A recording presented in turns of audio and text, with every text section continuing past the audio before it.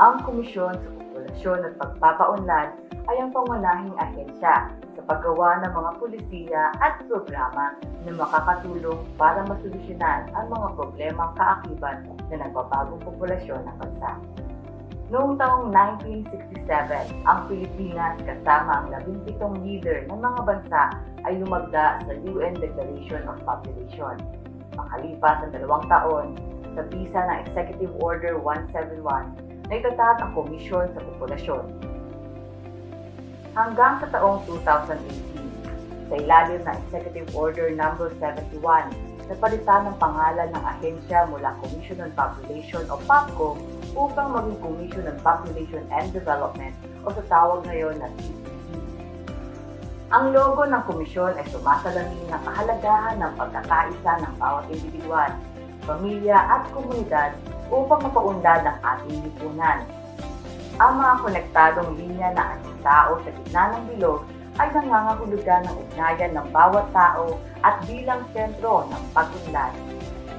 Kung magagawa nating linangin ang kakayahan ng bawat tao na magdesisyon sa aspeto ng pagbuo ng pamilya, magagawa din natin na itaas ang antas ng kabuhayan ng bawat isa.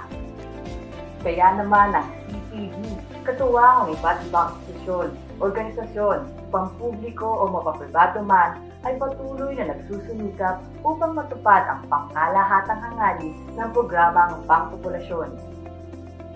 Sa pamamagitan ng Philippine Population and Development Plan of Action 2023 to 2028, makakamit natin ang mas magandang bukas para sa kabataan, para sa pamilya, para sa komunidad at para sa lahat.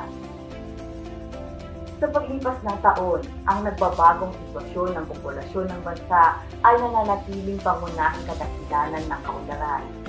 Dahil sa pagkilala ng importansya ng populasyon sa pag-unlad ng bansa, ang Philippine Population and Development Plan of Action ay bumuo ng mga estratehiya upang matugunan ang problema sa populasyon.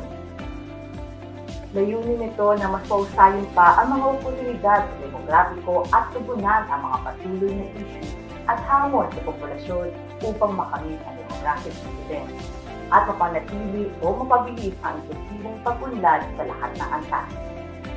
Ang pagpapalaganap ng responsible parenthood and family planning na tumutulong na magkaroon ng kakayahan ng individual o mag-asawa na magdesisyon sa bilang at agwat ng anak, ayon sa kanilang sapat na impormasyon at serbisyong natatanggap sa pagpaplano ng pamilya.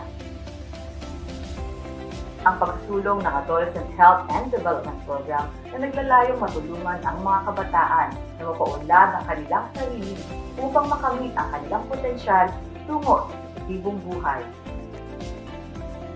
Pagsisiguro na ang mga ahensya, lokal na pamahalaan at mga institusyon sa loob o labas man ng bansa ay isinasaalang-alang ang aspeto ng populasyon sa paggawa ng komprehensibong plano gamit ang mga datos upang matiyak ang kapakanan ng bawat Pilipino.